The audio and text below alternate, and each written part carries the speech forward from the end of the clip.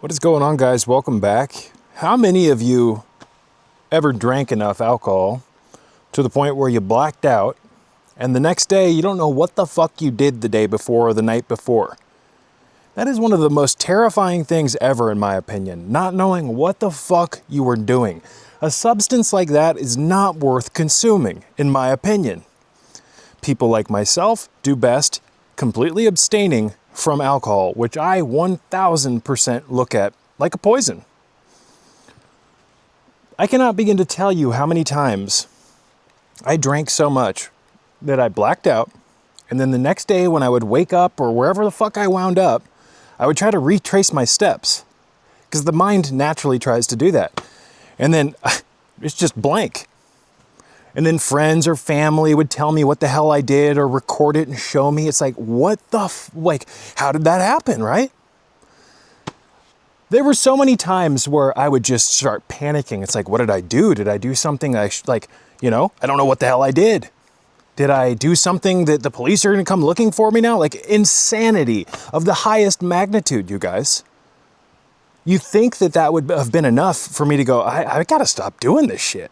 Right, but I continued to play with fire, and you can only play with fire long enough before you get burned, right? And alcohol, it doesn't just burn you. It lights you on fire and torches you and then laughs, guys. Insanity. I cannot believe that I used to do that. Because now, at 35 years old, I turned 36 on the 22nd of this month, I'm a completely different version of myself. And nothing about my current self understands my old self.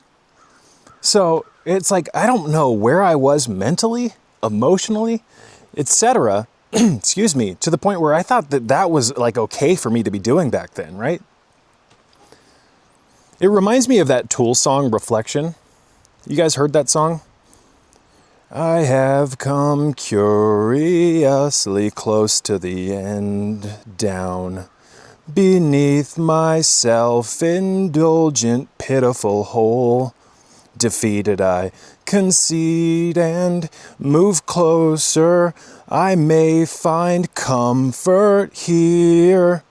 I may find peace within the emptiness. How pitiful. I apologize for my horrible singing skills, but I did, guys. I came real close to the end on a handful of occasions. And the fact that I didn't do something about that back then, it blows my mind. Looking back. So guys, I'm here to tell you that you can turn yourself into a completely different version of yourself, a version of yourself where you're free from the shackles of addiction and all the insanity that comes with addiction, right? I've had issues with alcohol. I've had issues with phenibut, with kratom, other substances, etc. I'm going to talk about that in the near future, guys. But nothing rivals the harshness, if you will, of alcohol. Because, again, we're dealing with a substance here that will take a morally upright human and flip them upside down.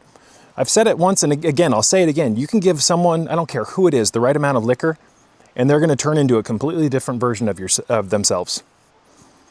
Where they do things that they normally would never even consider doing, right? So it makes your morals very malleable. It makes you depleted in your common sense and your rationality, and that's why I have such a big problem with alcohol.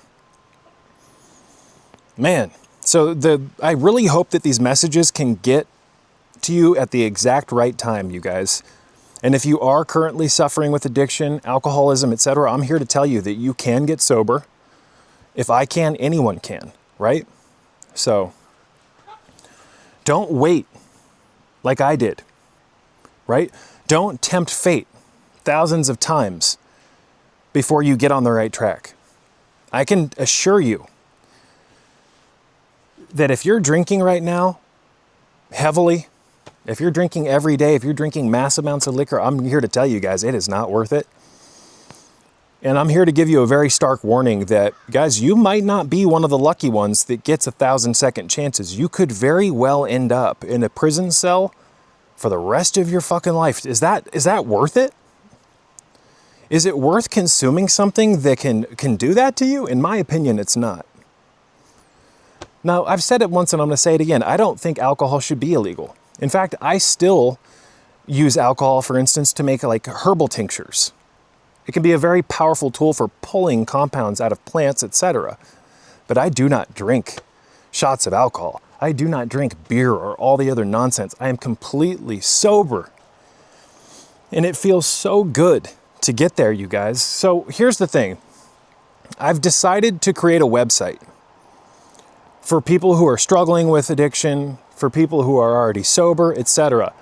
I got the domain. It's called sobershrine.com. It hasn't launched yet, guys, but I'm working on it. And on sobershrine.com, I've put together a set of tools that can help you get sober, stay sober, etc. On Sober Shrine, I'm going to have videos about relapses and withdrawals, and it's going to be a very informative website. All of my content about addiction is going to be on that website, as well as content about addiction that you're not going to be able to find here. I don't know if you guys can hear the chickens in the background, but I'm going to have content on sobershrine.com that you won't be able to see here on YouTube. But on Sober Shrine, and I'm working on this, I've been working on this heavily the last couple of nights. I've created a reward system, if you will, for getting sober and staying sober. And I'll talk to you guys about that in the near future. I just wanted to announce the URL, sobershrine.com. I plan on having it launched by the end of the month. I'm going to try to, at least. I don't have as much free time as I used to, guys, but I'm working on it. So, man, it's so beautiful to get to the point, guys, where you finally have grasped the sobriety and stayed sober. Man. And guys, here's the thing. The first step is the hardest. So if you can make it through that first day, you've made it through half the battle, right? The first day is always the hardest. But as you go through the first day to the second day, you start to get momentum. And on the third day, you notice that it's a little bit easier than the second and the first. And things have a way of like just getting easier over time. And before you know it, you've got a year, 2 years, 3 years, 5 years, 10 years under your belt. Catch my drift? So there are so many valid tools out there to help you get sober.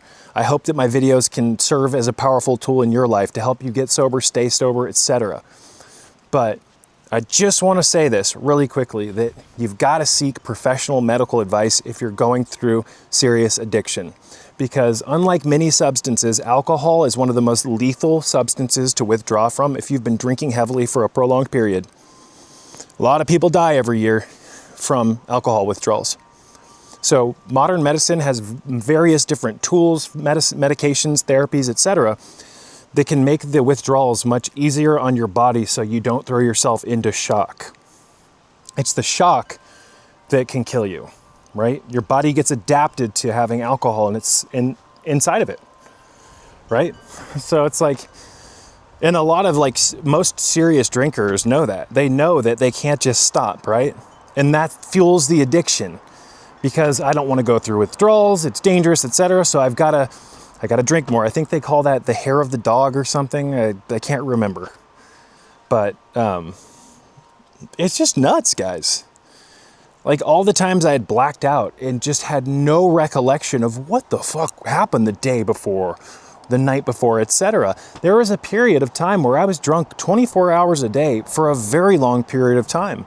I brought vodka pretty much everywhere with me. I used to be an absolute idiot too. I used to drink, someone I know brought back a bunch of Everclear from, I think it was Oregon, where it's legal to get real Everclear. And I took the Everclear.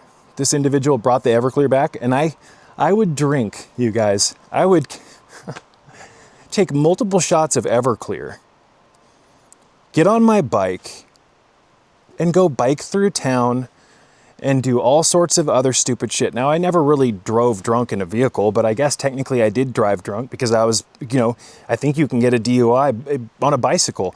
I almost got into accidents so many times drunk off my ass on my bicycle. Or all the other dumb shit that I would do, like going into bars. And I can't begin to tell you how many bars I was kicked out of for doing stupid shit. Standing on the top of the bar, knocking people's glasses over, making noise, being just an obnoxious idiot, right? It's wild, dude. Running from police, getting caught, sometimes getting away from them, hiding in bushes from them while they look for me with their lights. Just all this insanity. That's too much, guys. That's a hard life to live. That's a lot of shit that you've got to deal with that is completely unnecessary. So get on the path, stay on the path, open yourself to a new life, and let the light of that new life shine in, guys. It will reward you in the most beautiful ways that you cannot even begin to imagine or comprehend if you're going through serious addiction, you guys. But as I said earlier, the first step's the hardest. If you've made it through the first step, that's half the battle. The second step's a little bit easier, third, fourth, before you know it, you got 5 years under your belt. You feel like $1 million, you got your finances situated, you get something going in your life, right? It's beautiful. This is such a beautiful life, you guys. It's not worth experiencing drunk on poison. And I get it. I was there too. I'm not judging. I know that it can feel like it's easier to inebriate yourself here in this crazy world, but guys, you're not going to be able to see the beauty and truly of this life and truly live your life at your highest potential. You're not going to be able to do that if you're inebriated on poison, guys. Alcohol puts weird things in your head. It's a depressant, right? It makes you lose your normal motor functions. That's what's so frightening to me about this. Well, that's not true. What's frightening to me about alcohol is that it completely turns everything upside down in your life, right? Because it turns you into a morally bankrupt human the second you've drank or gone over that threshold. Everybody has a threshold where when they go past a certain amount of drinks, they lose sight of their now normal rational cognition or rational view of the world or themselves, etc. Does that make sense? That was kind of a word soup. But the fact that you've been there. If you're watching this video, there's a good chance that you've been to the point where you're so drunk that you can't even walk in a fucking straight line. But you're going to get behind behind the wheel of a vehicle. It is terrifying, you guys. So many people get drunk and end people's lives with a vehicle, and no one really intends to do this. But I'm going to repeat this until the sun goes down and comes back up.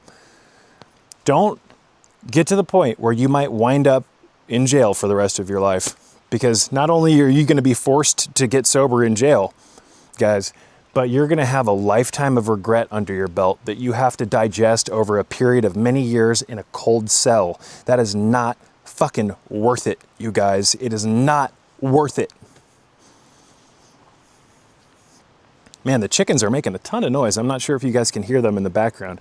I got the chickens in the back, the cats the outside cats are off to the distance making a bunch of noise. Birds are chirping. It was a beautiful day here in this part of Virginia. It was really hot.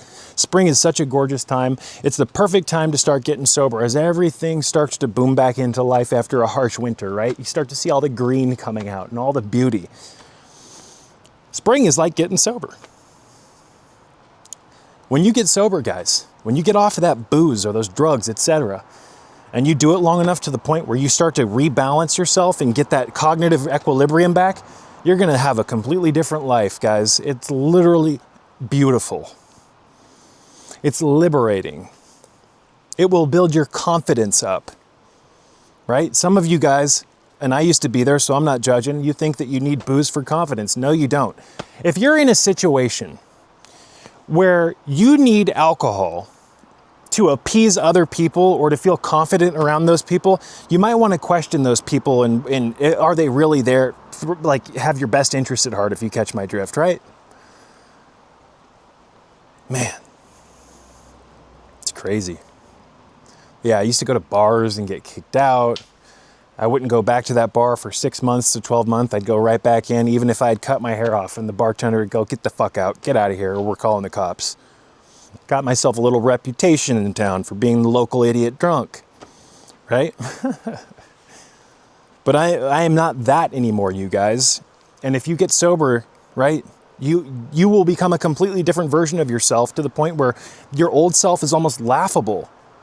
You'll start to realize that, holy shit, I didn't need that nonsense. What was I thinking?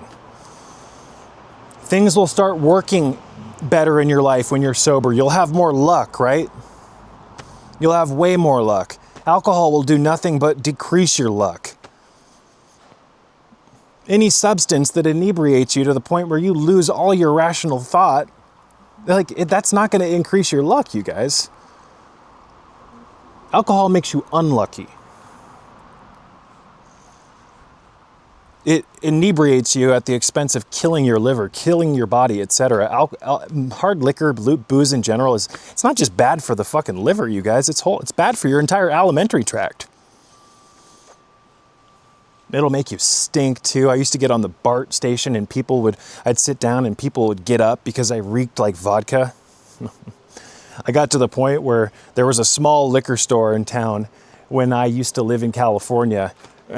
I would go in there and buy a fifth of E&J brandy almost every single night because it was a little bit cheaper than the vodka. I would primarily drink vodka, but I had a period where I'd drink E&J brandy.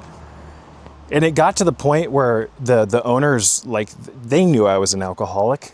And I went in there a couple of times with a pocket, not a pouch, a pocket full of pennies and dimes and shit. And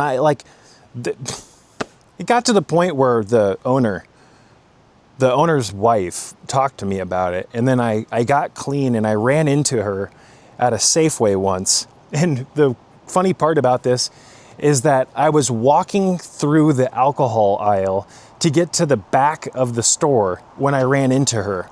And I talked to her and we got talking about my drinking and I told her that I was sober, and part of me has always felt like she didn't believe me because of course she had to run into me in the fucking alcohol aisle. Why would a sober person be going down the alcohol aisle? She probably thought I was lying, in all honesty, but I wasn't lying. So that's really what matters, you guys. Getting on the path, staying on the path, rebalancing yourself, getting that clarity back. Anybody can do it. Seek professional advice. I've got to get going. My battery's almost dead, guys. Peace be with you all.